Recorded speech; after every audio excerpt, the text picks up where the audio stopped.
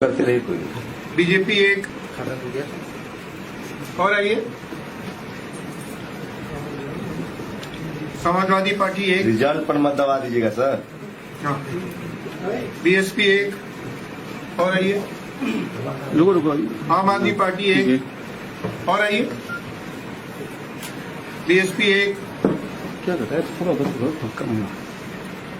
BSP एक, आइए आइए भाई, आईएनसी कांग्रेस एक, खाता खुला, आइए, बीएसपी एक और आइए, आम आदमी पार्टी एक और आइए, ठीक है, बीएसपी एक, ठीक है, एक और आइए, एक और आइए, आ जाइए, 3000 आम आदमी क्षमता है पार्टी इसकी है। वोटिंग मशीन की, ठीक है, बहुत क्षमता। 3000 की कैपेसिटी है। हाँ। आ जाइए आप यहाँ दवाइए, आप दवाइए, बीएसपी एक और किसी को वोट हाँ दीजिए, अभी समय है, चलिए, बीएसपी एक और दवाइए, बीजेपी को एक और वोट मिला और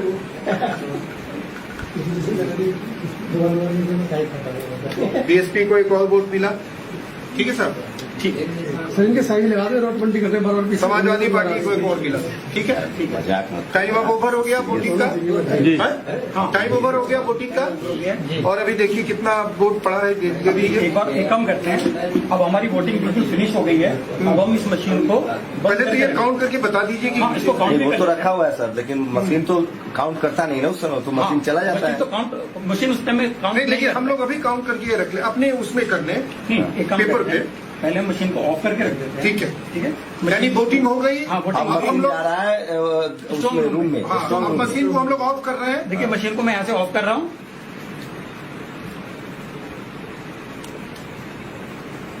मशीन ऑफ हो गई। अब मैं इसकी बैटरी भी निकालूंगा। इसकी बैटरी भी निकाल रहे हैं, पूरी तरह से ऑफ कर रहे हैं इसको, निकालिए, मैंने इसकी बैटरी भी निकाल दी है। बैटरी भी निकाल दी। अब ये स्ट्रांग रूम में जा रही है, जाने के लिए बिल्कुल तैयार है। अब स्ट्रांग रूम में इसको ले गए, स्ट्रांग रूम में चला गया। अब हम वीवीपैट की पर्ची को निकाल लेंगे। हाँ, वीवीपैट की पर्ची को गिन लीजिए। ये दो हाँ, 1 हाँ, 1 2 3 4 5 6 7 8 9 10 10, ये 6 6 ये और 2, ये हमारा रिजल्ट ये ठीक है। रिजल्ट है। ठीक, तो ठीक है, अब हमारा जो है टोटल वोट पड़े। अच्छा टोटल वोट देख लेते हैं। 2 3 13 19 2 21 टोटल 21। 21 वोट पड़े हैं, और टोटल 21 वोट में इन पार्टियों को मिला है। ठीक है, एक नोटा रखते तो और अच्छा होता। नोटा पे बना। चलिए सर, ठीक है। हाँ, तो ठीक है, आज काउंटिंग वाला डे है। हाँ, तो ये जो प्रिसाइडिंग ऑफिसर जो भी काउंटिंग ऑफिसर होते हैं वहाँ पे, वो मशीन को दोबारा स्टार्ट करते हैं। तो हमें इसमें बैटरी दोबारा अच्छा, लगा, बैटरी वहाँ नया लगाया जाता है या नहीं, दूसरी वाला बैटरी रहता है? बैटरी उसमें इनबिल्ड लगी हुई होती है। बैटरी पहले बैटरी इनबिल्ड होती है। कितनी लाइफ होती होगी उस बैटरी की? क्योंकि बैटरी वाला भी सवाल आया था कि हाँ कुछ चार बैटरी दिन 90%, बाद, 1.5 महीना बाद भी बैटरी 99% चार्ज। हाँ 90 और 99% चार्जिंग। ऐसा बैटरी तो मोबाइल फोन में लगाओ। हाँ ठीक है, तभी हमने पावर ऑन कर दिया। मशीन बूट हो रही है, बूट होने में थोड़ा टाइम लगा होती है।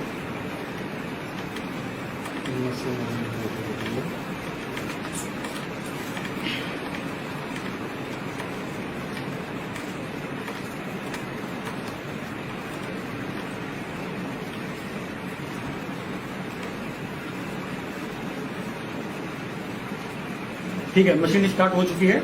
मशीन स्टार्ट हो चुकी है, अब काउंटिंग हो रही है, मशीन के फाइनल काउंटिंग। मशीन के ऊपर एक मैसेज आ रहा है, press button T for result. ठीक है, अब हम हाँ। रिजल्ट का बटन प्रेस करेंगे और फिर हम इसका रिजल्ट देखेंगे फाइनली क्या डिस्प्ले कर रहा है।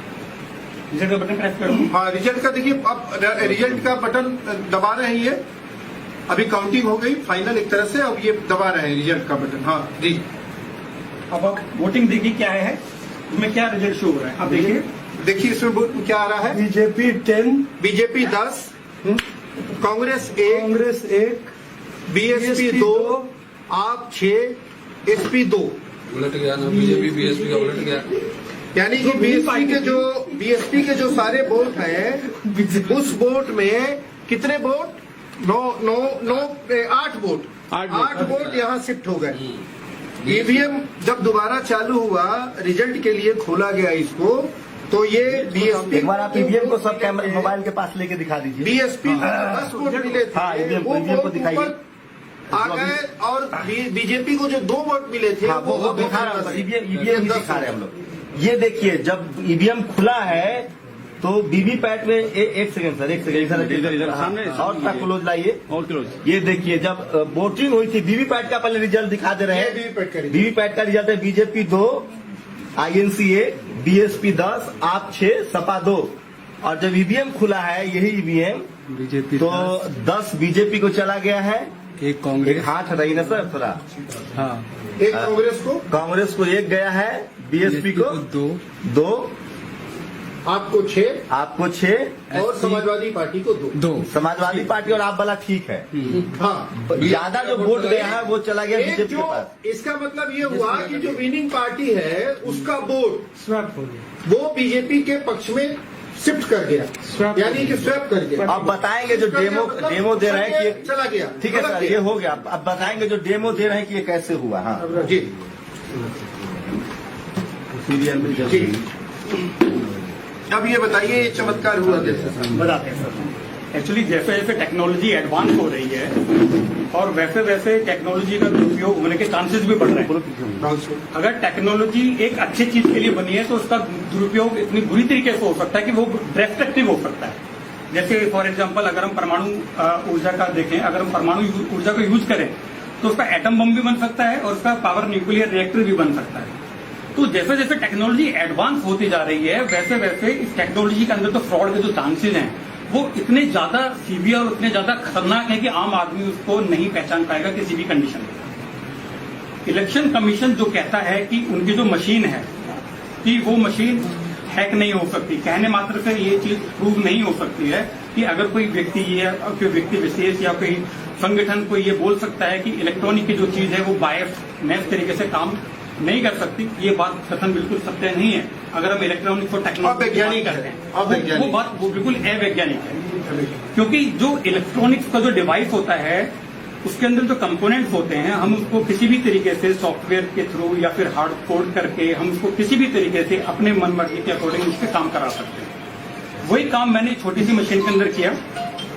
एक्चुअली मैं वैज्ञानिक हूँ, मेरे को इलेक्शन वगैरह से कोई लेना देना नहीं है, लेकिन जब इलेक्शन के अंदर जब टेक्नोलॉजी घुस गई है तो हम लोगों के भी कान खड़े हो गए कि भाई जब इलेक्शन में टेक्नोलॉजी घुस गई है और टेक्नोलॉजी का इस तरीके से दुरुपयोग हो सकता है, मैं ये नहीं कह रहा हूं कि दुरुपयोग हुआ है, लेकिन दुरुपयोग होने के पूरे चांसेस होते हैं। इलेक्शन कमीशन कहता है कि जो उनकी वोटिंग मशीन है उसके अंदर आरटीसी होता है। आरटीसी का मतलब होता है रियल टाइम क्लॉक। जो रियल टाइम क्लॉक होता है वो मशीन के अंदर एक क्लॉक चलती रहती है, जो आपके मोबाइल फोन में जो टाइम आता है वो बिल्कुल सेम टाइम हमारे इस वोटिंग मशीन के अंदर भी चलता रहता है। इससे मशीन ये डिसीजन ले सकती है कि कब तो मॉक टेस्ट हो रहा है और कब फाइनल वोटिंग हो रही है। इस मशीन के अंदर जो लॉजिक चल रहा है वो यही है कि पहले इस मशीन को पता हो जाता है कि अभी वोटिंग का टाइम नहीं है, अभी मॉक चल रहा है, मेरे को बिल्कुल ठीक काम करना है, तो मशीन आपको बिल्कुल ठीक काम करके दिखाएगी। अगर आप इसके ऊपर 10 मॉक करा दीजिए, 50 मॉक करा दीजिए, वो बिल्कुल ठीक आपको रिजल्ट दिखाएगी। और जैसा हम बटन दबा रहे थे तो वोटर को दिख रहा था कि उसका वोट बिल्कुल सही दिशा पे जा रहा है, क्योंकि हम जिस पार्टी का बटन दबा रहे थे वही पार्टी का इसमें वोटिंग जो डिस्प्ले दिख रहा था वो दिख रहा था। और जब हमने मॉक का रिजल्ट देखा वो भी बिल्कुल ठीक आ रहा था। लेकिन जब हमने फाइनल वोटिंग की और फाइनल वोटिंग करने के बाद मशीन को पावर ऑफ करके रख दिया, इसकी बैटरी भी निकाल के रख दी, और उसके बाद जो, क्योंकि सर देखिए इसमें क्या है, किसी भी इलेक्ट्रॉनिक मशीन को टेस्ट करने के लिए हम उसके आउटपुट को इनपुट से वेरीफाई करते हैं। किसी भी मशीन को अगर टेस्ट करना हो तो उसके आउटपुट को उसके इनपुट से वेरीफाई करते हैं। लेकिन इलेक्शन में क्या होता है कि हम सिर्फ आउटपुट देखते हैं, इनपुट नहीं देखते। इनपुट गोपनीय होता है, इनपुट गोपनीय होता है। जो भी मतदाता होता है वो अपना इनपुट देता है। इनपुट क्या होता है मशीन में? इनपुट होता है बटन दबाना, मशीन का बटन दबाना इनपुट है, और जो आउटपुट होगा वो होता है ये हमारा रिजल्ट दिखना डिस्प्ले पे, वो आउटपुट होता है।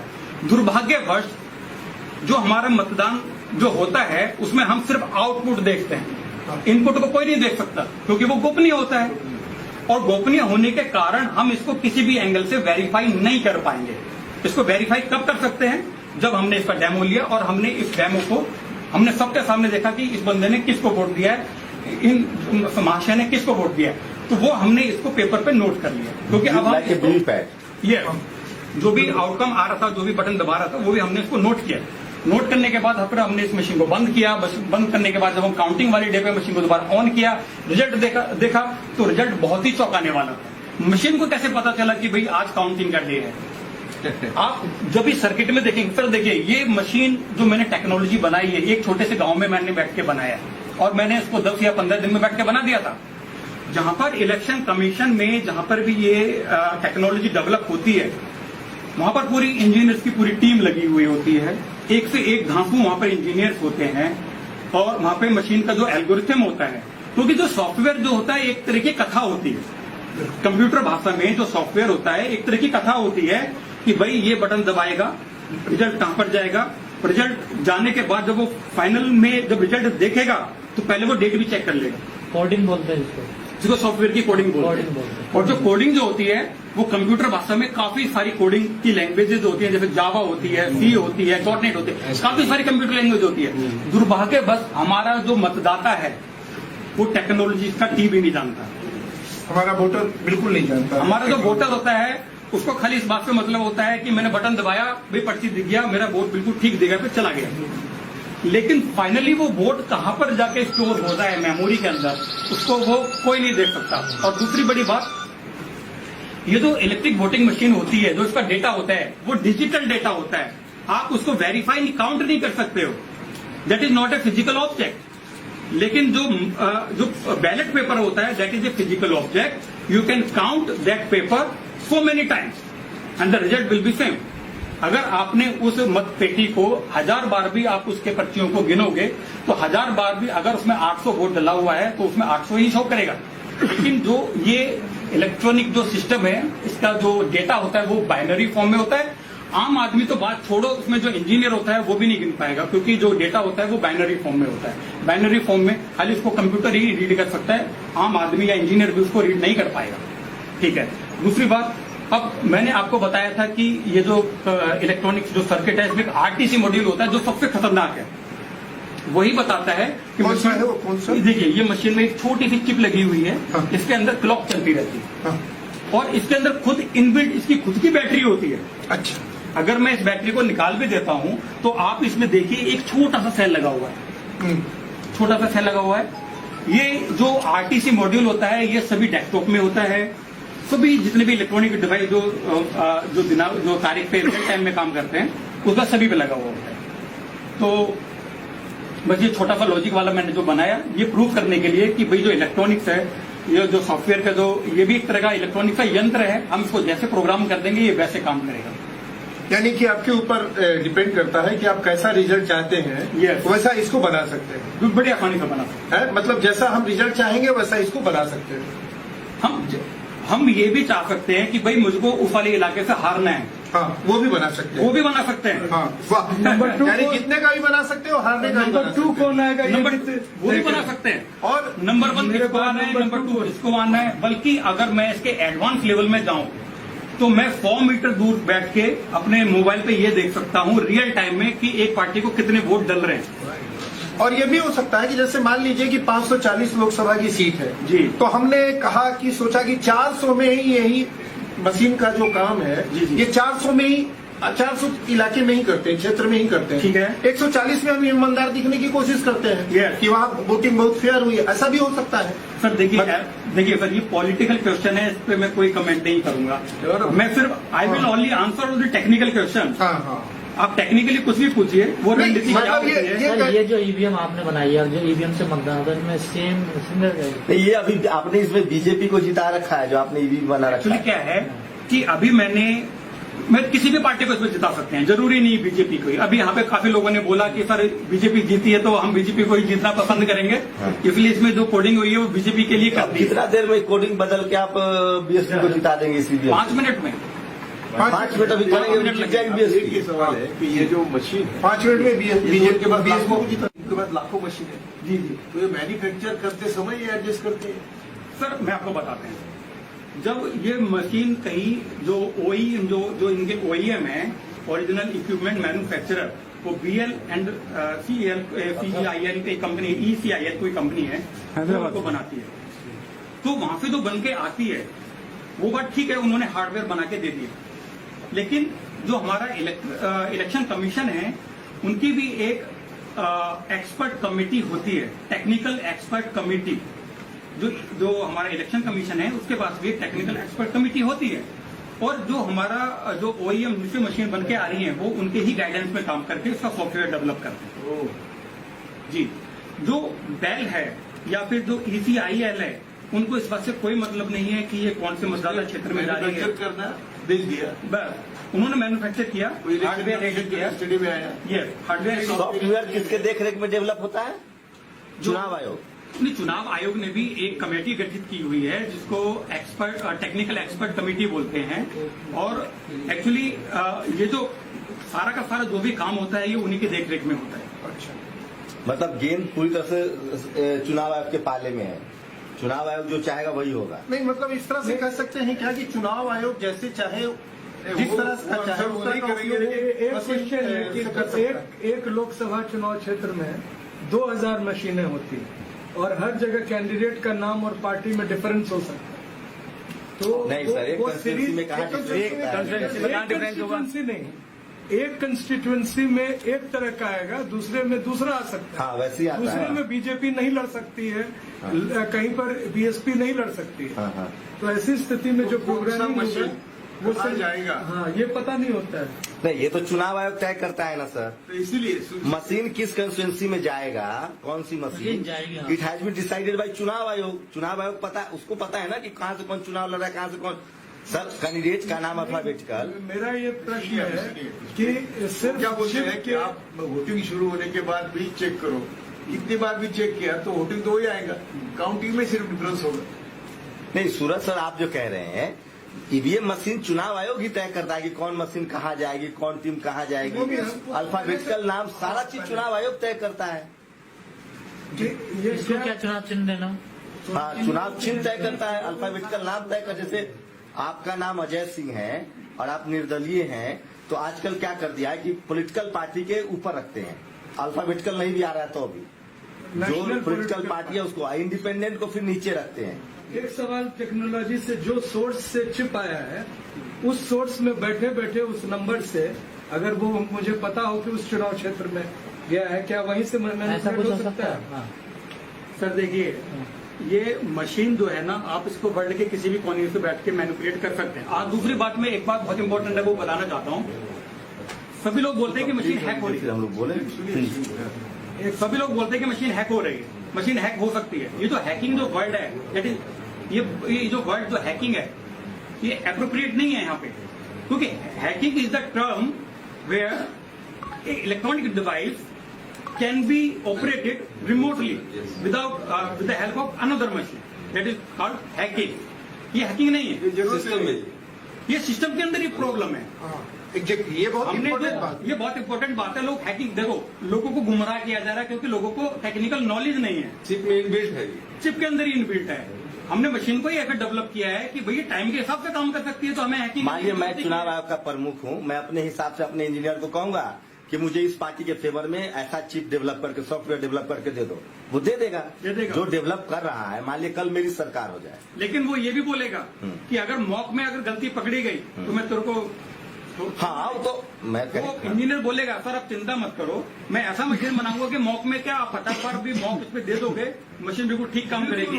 सर जो मशीन ITM में हम 100 रुपया फीड करेंगे, उसको गाइड करेंगे, प्रोग्रामिंग करेंगे कि 1000 का नोट फेंकना, तो EVM की थोड़ी गलती हो, तो हम फिट करके आए हैं। नहीं कह रहा हूँ कि हम लोग को जो बात कहनी है इसका मकसद क्या था। हम लोग अपने अपने स्टेटमेंट दे दिए। एक मकसद ये था कि लोगों को अवेयर करना, वोटर्स को अवेयर करना, ये हमारा मकसद था इनको बुलाने का। और इन्होंने जो अपनी बात कही जी, हम लोग कोई जजमेंट में नहीं पहुंच रहे हैं। हम लोग ये कह रहे हैं कि लोकतंत्र के लिए जरूरी है लोगों का भरोसा। भरोसे के बिना लोकतंत्र नहीं चल सकता। टेक्नोलॉजी आती है जाती है, बैलेट पेपर नहीं था तब भी लोकतंत्र था। मेरा ये कहना है कि भरोसा सबसे इम्पोर्टेंट है। अगर वोटरों में ये भरोसा नहीं है तो ये जिम्मेवारी है चुनाव आयोग की कि वो वोटरों में भरोसा पैदा करे। सर 1-2 साल हम लोग का हो वोटरों जाएंगे। में एक भरोसा पैदा करे कि आप लोकतंत्र पे इसीलिए विश्वास कीजिए कि जो कुछ भी हुआ है और जो कुछ भी सवाल आपके सामने आ रहे हैं वो सब दुरुस्त है। उसको फिर साइंटिफिकली आके बात सर, आप अपने सवाल की बात जल्दी लेकिन सवाल के फॉर्म में सवाल लीजिएगा। क्या लग रहा है आपको कि ये जो आपने ईवीएम बनाया है और ये इसी पैटर्न पे वो ईवीएम भी काम करता है, क्योंकि आप बेल में काम भी कर चुके हैं? सर देखिए, एक ईवीएम तो मशीन होती है, जरूरी नहीं कि मैंने जिस टेक्नोलॉजी को यूज करके इसमें ईवीएम बनाया है या जो कोड मैंने इसमें लिखा है, जरूरी नहीं कि वो उसी कोड पे काम करता हो। एक मशीन को किसी भी तरीके से काम करने के लिए 50 तरीके हो सकते हैं। भाई एक चीज को किसी आदमी को व्यक्त करने के लिए हम 50 तरीके से जैसे बोल सकते हैं, तो उसी तरीके से इस मशीन को भी हम किसी भी तरीके से चाहे वो ठीक काम करे या गलत काम करे, हम उसको अलग अलग तरीकों से बोल सकते हैं। मतलब जो मशीन जो बनाता है वो उसका वो कंट्रोलर है, वो उसको जैसे चाहे वैसे रिजल्ट निकाल सकता है। जो उसके कोडिंग होता है वही एक बात बताइए, अगर कार में स्पीड हम 120 पे फिक्स कर दें, अब मीटर लगा दें 160 का, तो 160 पे चलेगी गाड़ी? नहीं चलेगी ना।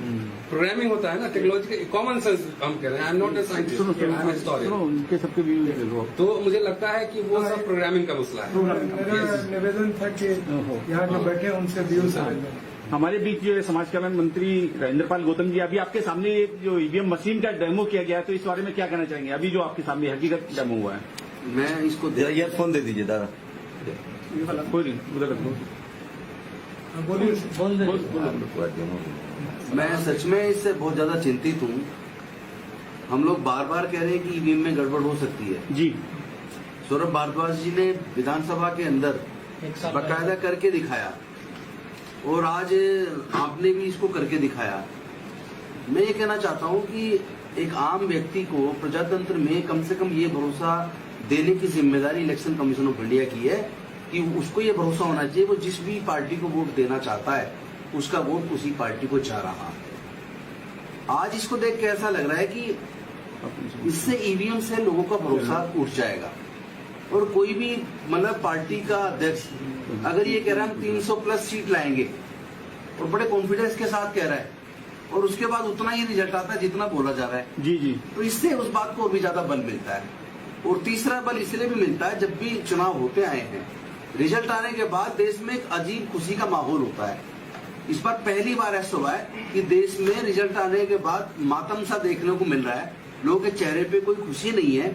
और तो और जिस पार्टी ने चुनाव जीता है उस पार्टी के चेहरे पे भी वो खुशी नजर नहीं आ रही है। तो इससे संदेह पैदा हो रहा है। हम माननीय इलेक्शन कमीशन ऑफ इंडिया से निवेदन करना चाहते हैं कि आप जनता का भरोसा वापस लाइए। जनता का भरोसा इससे उठ रहा है ईवीएम से, आप बैलेट पेपर वापस लाइए और आगे के भविष्य के चुनाव बैलेट पेपर से कराइए। क्योंकि जो भारत से कई गुना ज्यादा डेवलप्ड कंट्रीज हैं जिन्होंने इस तरह की मशीनों को बनाया है वो भी इन ईवीएम पे भरोसा नहीं करते। उन्होंने अपनी ईवीएम को हटा के बैलेट पेपर को वहां पे वापस लेके आए हैं। और यहाँ तक कि जर्मनी में तो केवल 2 वोटर कोड गए और 2 वोटर को भी भरोसा वापस देने के लिए उन्होंने बैलेट पेपर वहां कंपलसरी कर दिया और ईवीएम को हटा दिया। लेकिन मंत्री जी 8 तारीख को हम लोग एक सांकेतिक कैंडल मार्च निकाल रहे हैं दिल्ली यूनिवर्सिटी के अंदर शाम को लगभग 6 बजे। और बाकी पूरे देश में हमने सबसे आह्वान किया है कि सब लोग अपने अपने बैनर तले अपने बैनर के माध्यम से इसी तरह कैंडल मार्च निकालें ताकि कम से कम एक आवाज बुलंद हो और इलेक्शन कमीशन के कानून तक ये बात पहुंचे कि देश में जनता प्रजातंत्र के अंदर आज ईवीएम पे भरोसा नहीं कर रही है और उन्हें ये विश्वास नहीं हो रहा है कि वो जहां वोट देना चाहते हैं वहां वोट जा रहा है। इसलिए ये आपकी जिम्मेदारी है, आप उनके विश्वास को वापस लौटाइए और उसको बैलेट पेपर से भविष्य के सारे चुनाव करवाइए। जस्टिस पाटिल साहब, आप क्या कहना चाहेंगे इस बारे में? 2010 में ये तो सर अभी करंट अफेयर्स की बात करें, अभी आपसे यही बोल रहा हूँ कि ये मशीन मैनेज होता है, इसकी खोज 2010 से मोदी कर रहे हैं। उन्होंने अनुपम सराफ और नलपत उनको एडवाइजर करके बुलाया था और उन्होंने खुद लिखा है कि हम गए, हमने बताया जैसा आपने अभी बताया वैसा उन्होंने बताया। वो तो सारा मुझे मेरे सामने आपका आधार कार्ड भी बदल सकता है, बदल देता है हमको पुणे में। वो गए थे, उन्होंने सलाह लिया, यानी मालूम हुआ कि पानी मैनेज होता है।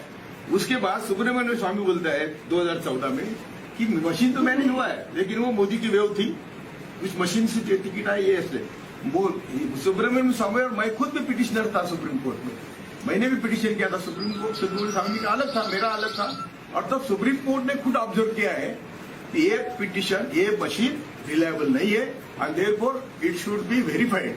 वो जो वोट करता है उसको मालूम होना चाहिए कि हम किसको वोट दिया, इसलिए वो वीवीपीएटी की करतूत करने को सुप्रीम कोर्ट ने ऑर्डर दिया था। इलेक्शन कमीशन ने खुद प्राइम मिनिस्टर को लिखने के बावजूद भी इसके लिए पैसे नहीं मिले।